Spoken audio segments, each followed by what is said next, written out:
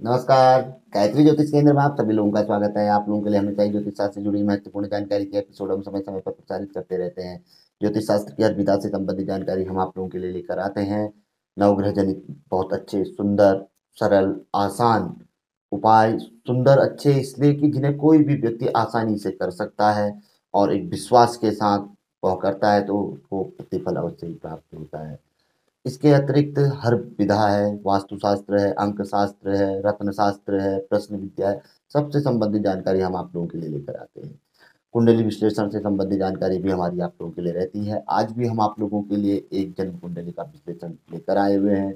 इस कुंडली विश्लेषण से हम जानेंगे कि इस जातक के लिए सबसे बेस्ट स्टोन कौन सा है, बेस्ट रत्न जो कि सबसे ज़्यादा प्रचलित रहता है उपायों में कौन सा है, और क्या उपाय आदि करने चाहिए, और जीवन में इसके लिए क्या बेहतर रहेगा, व्यापार बेहतर रहेगा या नौकरी बेहतर रहेगी, और क्या अन्य चीज़ें इसमें हम जो महत्वपूर्ण तथ्य होते हैं जन्म पत्रिका से संबंधित वह जानकारी प्राप्त करेंगे।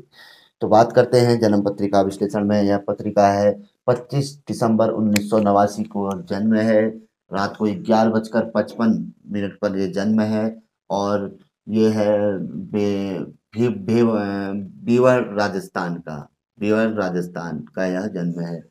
और इस जन्म पत्रिका के अनुसार जन्म लग्न कन्या लग्न है और वृश्चिक राशि की यह जन्म पत्रिका है। अब सबसे पहले हम पहले ग्रह से शुरू करते हैं। सूर्य ग्रह।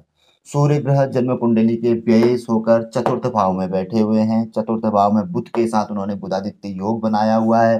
बृहस्पति के घर में बैठे हुए हैं। बृहस्पति उनका मित्र है, किंतु यहाँ पर को शनि उनका शत्रु है। किंतु शनि की जन्म कुंडली में स्थिति अस्त है, तो यहाँ पर को सूर्य शुभ फलदायी है। पैतृक संपत्ति आदि का लाभ देते हैं। कम उम्र में, कम समय में ही व्यक्ति को भूमि, जमीन, जायदाद, वाहन आदि का सुख प्राप्त होता है। यानी कि जो चीज़ें वह चाहता है, जैसे बाल्यावस्था में मोटर वाहन आदि सुख, वह सब कुछ उसको मिलता है। अच्छी एजुकेशन आदि के लिए भी पैसा आदि व्यक्ति को मिलता है। इसके अतिरिक्त अपने जीवन में जब जैसे जैसे आगे सीढ़ी चढ़ता है तो भूमि, जमीन, जायदाद, मोटर वाहन अपने बलबूते पे व्यक्ति इकट्ठा करता है। तो यहाँ पर को शनि का कोई दुष्प्रभाव सूर्य में देखने में नहीं आएगा। अब इसके बाद दूसरे ग्रह की बात करते हैं। चंद्र ग्रह। चंद्र ग्रह जन्म कुंडली के लाभेश है और तीसरे भाव यानी कि वृश्चिक राशि में बैठे हुए हैं, जहां पर को वह नीचस्थ माने जाते हैं। यानी कि वृश्चिक राशि में चंद्रमा नीच के होते हैं। तो नीचस्थ चंद्रमा है तो जातक को शिव आराधना करनी चाहिए। शिव आराधना बड़ी अच्छी मानी गई है चंद्र ग्रह को अपने अनुकूल बनाने के लिए। इसके अलावा स्त्रियां, बहनें, हमारी माताएं वह पौर्णमासी का उपवास आदि कर सकती हैं। पौर्णमासी का उपवास से चंद्र ग्रह हमारे अनुकूल होता है। नहीं तो चंद्रमा वंश हो जाता है। चंद्रमा मन का स्वामी है, सूर्य आत्मा कारक है। सूर्य की स्थिति खराब होगी तो व्यक्ति हमेशा उदास रहेगा और हमेशा डरा हुआ रहेगा। किसी चीज के लिए उसके अंदर हिम्मत नहीं होगी। वैसा ही चंद्र ग्रह यदि कमजोर होंगे, नीचस्थ होंगे या कोई अमावस के आसपास के होंगे तो व्यक्ति का मन एक जगह पे नहीं रहेगा। मन विचलित रहेगा, किसी कार्य में मन नहीं लगेगा, डरपोक प्रवृत्ति हो जाएगी। कई प्रकार के इसमें फल रहते हैं। हम पूर्व के एपिसोडों में ये जानकारी आप लोगों को दे चुके हैं। तो यहाँ पर को चंद्रमा नीचस्थ है तो ऐसे जन्म पत्रिका में चंद्र ग्रह जनित उपाय अवश्य कर लेने चाहिए और संभव हो तो चांदी का छल्ला अवश्य ही धारण करना चाहिए। तीसरे ग्रह की बात करते हैं। मंगल ग्रह। मंगल ग्रह जन्म कुंडली के अष्टमेश हैं और तृतीयेश हैं, यानी कि राशि के स्वामी भी हैं। तो राशि के स्वामी होने से और इसके अतिरिक्त मंगल ग्रह अपने ही घर में बैठे हुए हैं। यानी कि मंगल ग्रह की एक प्रकार से स्थिति शुभ सामान्य है। एक तो राशि के स्वामी भी हैं, अपने ही घर में बैठे हैं। थोड़ा अष्टमेश होने का दोष है, तो कम उम्र आदि में कहीं पर को चोट आदि इत्यादि लग सकती है। हाथ पांव फ्रैक्चर आदि होने की संभावना बाल्यावस्था में रह सकता है, क्योंकि मंगल अष्टमेश है। इसके अतिरिक्त मंगल अपने घर में बैठे हुए हैं तो यहाँ पर वो चंद्रमा को बल देते हैं, तो व्यक्ति को पराक्रम की कमी नहीं होने देते हैं। भाई बंधुओं का सहयोग मिलता है। अपने इष्ट मित्र में जो हमारे भाई बंधु बिरादर लोग होते हैं तो उनका हमें अवश्य ही यहाँ पर को सहयोग प्राप्त होता है। तो मंगल की स्थिति भी सामान्य है, शुभ है। दशा अंतर दशा कभी व्यक्ति में चले तो मंगल ग्रह का उपवास आदि कर लेना चाहिए, कहीं ना कहीं लाभप्रदायी रहेगा। हिम्मत की जीवन में कभी कमी नहीं रहेगी। अब बात करते हैं बुध ग्रह की। बुध ग्रह जन्म कुंडली के लग्नेश हैं और दशमेश हैं। चतुर्थ भाव में बैठे हुए हैं, अपने घर को देख रहे हैं। बुध ग्रह की स्थिति जन्म कुंडली में शुभ है, क्योंकि बुधादित्य योग भी बनाया हुआ है और शनि के साथ भी उनके बहुत अच्छे संबंध हैं। दूसरा, लग्नेश होने से तो घर से बल मिलता है, व्यक्ति को किसी भी चीज के लिए सहयोग प्राप्त होता है घर से, और पैतृक संपत्ति आदि का लाभ होता है। हमेशा ही व्यक्ति यदि कई मुसीबतों में भी फंसे तो भी घर से व्यक्ति को, ऐसे जातक को लाभ होता है। दशमेश होने से, बुध ग्रह और चतुर्थ भाव में बैठने से व्यापारिक तौर पर घर का कोई व्यापार व्यक्ति को प्राप्त होता है, या बचपन की बाल्यावस्था से व्यक्ति किसी व्यापार आदि में लगा हुआ रहता है तो उसी को अपना जीवनचर्या बनाकर बड़े स्तर पर ले जाता है, ऐसा देखने में आता है। तो यहाँ पर वो बुध ग्रह की स्थिति ऐसा दर्शाती है। तो बुध ग्रह शुभ सामान्य है और फल देने वाले हैं। तो बुध ग्रह जनित उपाय, भगवान गणेश की आराधना आदि करनी चाहिए, भगवान गणेश को रोज दुर्वा अर्पित करने चाहिए, किन्नरों को दान करना चाहिए, हरे पक्षी आदि मिले तो उनको व्यक्ति द्वारा दाना आदि तो देना ही चाहिए। जैसे तोते आदि पिंजरे में कैद होते हैं तो उन्हें खरीद कर आजाद करा देना चाहिए। मछलियों को दाना देना चाहिए, ऐसी मछलियों को आजाद करा देना चाहिए। जो मछलियां बेचने वाले आते हैं वो पानी के साथ लाते हैं तो उनसे खरीद कर समंदर नदी आदि में डाल देने चाहिए। इससे बुध ग्रह अपने अनुकूल हो जाते हैं। और भूल कर भी कभी कोई पेड़ वृक्ष आदि नहीं काटना चाहिए। जंगल का कारक भी बुध ग्रह को कहा गया है। अनुकूल हो तो लकड़ी से संबंधित यह बहुत अच्छा फायदा भी देते हैं। अगर जातक लकड़ी फर्नीचर आदि का व्यवसाय ऐसा जातक करता है तो उसको काफी अच्छा लाभ मिलता है। शेयर मार्केट आदि में लाभ देते हैं, बैंकिंग आदि में लाभ देते हैं, लेन देन के कार्यों में लाभ देते हैं, ट्रांसपोर्ट के कार्यों में बुध ग्रह लाभ देते हैं। तो जातक ऐसा व्यापार कर सकता है और कहीं ना कहीं पैतृक व्यापार ही उसको आगे को बढ़ाने का मौका अवसर बुध ग्रह देते हैं, क्योंकि चतुर्थ भाव में बैठे हैं दसवें होकर। अब बात आती है बृहस्पति ग्रह की। बृहस्पति जन्म कुंडली के सुखेश हैं, चतुर्थेश हैं, सुखेश हैं और सप्तमेश हैं, यानी कि स्त्री भाव के स्वामी है, क्योंकि ये पत्रिका किसी पुरुष जातक की है। तो बृहस्पति इसके अलावा दसम भाव में बैठे हुए हैं, यानी कि अच्छे हैं, शुभ स्थिति में है, कारक हैं और व्यक्ति को मान सम्मान यश पद प्रतिष्ठा समाज में देने वाले हैं। यानी कि एक प्रकार की एक छवि व्यक्ति की, मतलब क्या कहते हैं, एक ऐसी छवि, एक सुंदर छवि जो दूर तक मतलब व्यक्ति की प्रचलित रहती है। लोग मतलब उनके बारे में चर्चा करते हैं। तो ऐसा गुरु ग्रह देने वाले हैं। और विवाह के उपरांत अच्छा भाग्योदय, विवाह से पूर्व तो चलो कारोबार उतना अच्छा नहीं है, लेकिन विवाह के उपरांत बहुत अच्छा कारोबार जातक को प्रदान करते हैं। श्रीमती यानी कि अपनी धर्मपत्नी का भाग्य भी जातक के साथ कार्य करता है। और सुकेश है, पैतृक संपत्ति में वृद्धि कारक है और अपने बलबूते पे भी संपत्ति आदि बढ़ाने वाले हैं। इसके अतिरिक्त अब आते हैं शुक्र ग्रह। शुक्र ग्रह जन्म कुंडली के भाग्येश हैं, धनेश हैं और इसके अतिरिक्त पंचम भाव में बैठे हैं राहु ग्रह के साथ शनि के घर में। यानी कि शुक्र ग्रह भाग्येश बहुत अच्छी स्थिति में है, तो जीवन में कभी भी अपयश यानी कि अभाग्य देखने में नहीं आएगा कि हमने मेहनत की और निष्कर्ष निकला, हर कार्य कर रहे हैं फेल हो रहे हैं, कोई वो नहीं, भाग्य साथ नहीं दे रहा। तो यहाँ पर को जातक को भाग्य का साथ मिलता है, कम मेहनत में ही व्यक्ति को बड़ा लाभ हो जाता है।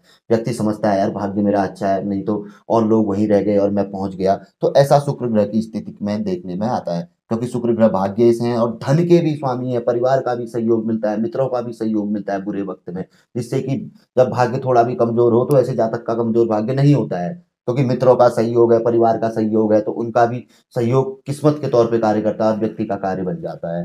क्योंकि शुक्र ग्रह राहु के साथ बैठे हुए हैं, तो राहु के गुरु है, वो दैत्य गुरु शुक्राचार्य कहा गया है, राहु केतु के गुरु, तो अभूतत्वम नामक योग बनाते हैं। तो ये अभूतत्वम योग भी काफी चमत्कारी फलदायी रहता है। व्यक्ति अपनी बुद्धि विवेक से बैठे बैठे पैसा कमाता है और एजुकेशन आदि में भी कुशाग्र रहता है, भले ही कभी उसको एजुकेशन में रुकावट हो लेकिन पूर्ण एजुकेशन करता है।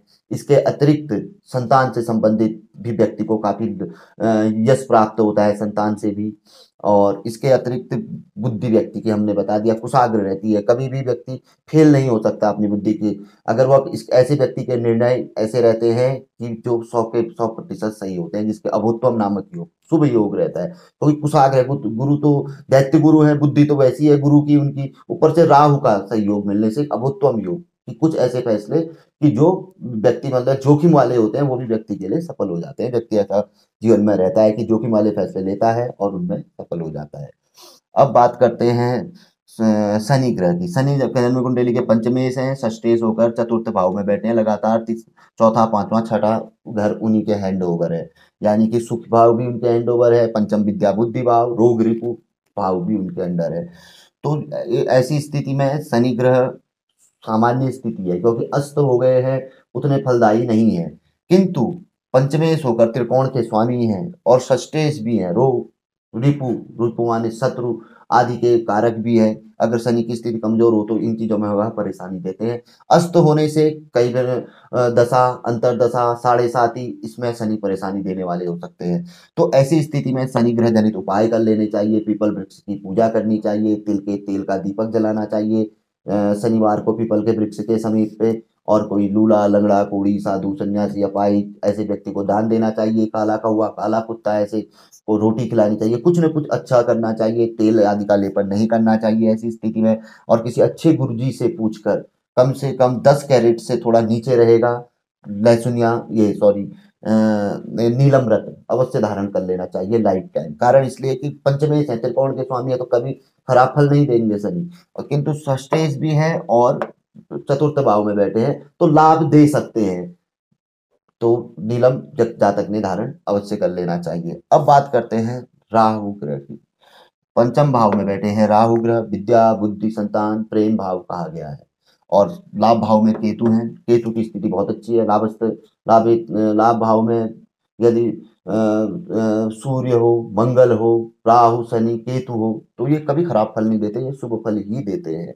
तो बात करते हैं राहु की। पंचम भाव में बैठा हुआ राहु व्यक्ति की बुद्धि को कभी कभी भ्रम में डाल देता है, संकोची बना देता है, शक्ति बना देता है, और व्यक्ति अपने निर्णय में इतना विश्वसनीय होता है कि कभी कभी धोखा भी खा सकता है। भले हम कह रहे थे कि शुक्र के उसमें धोखा नहीं खाएगा, 100 के 100 निर्णय सही होंगे, किंतु राहु ग्रह कभी, क्योंकि राहु ग्रह की प्रवृत्ति होती है कि वो शुभ होंगे तो कहीं ना कहीं व्यक्ति अगर उनके लीक से हट गया तो दंड देने में देर नहीं करते। जैसे कभी अष्टम में आ गए इस वर्ष, जैसे अभी गोचर में अष्टम में चल रहे हैं तो जातक को परेशानी देंगे।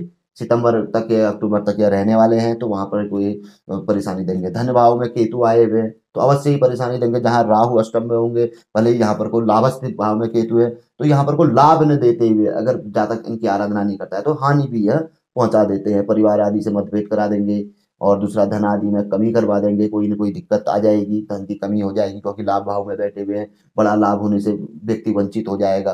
तो क्योंकि राहु की स्थिति को देख के, क्योंकि वो जन्म काल में पंचम त्रिकोण भाव में बैठे हैं, और यहाँ पर को कहा गया है कि जब लग्न में हो, पंचम में हो, भाग्य में हो, दशम में हो तो राहु कारक बन जाते हैं। तो यहाँ पर को राहु ग्रह जनित उपाय करने चाहिए। गोविंद रत्न अवश्य ही धारण करना चाहिए, इनका प्रिय रत्न है। तो ऐसी परिस्थिति में व्यक्ति को यहाँ पर को नीलम से ज्यादा बेहतर नंबर 1 जो रत्न रहेगा वह गोमेद रत्न रहेगा।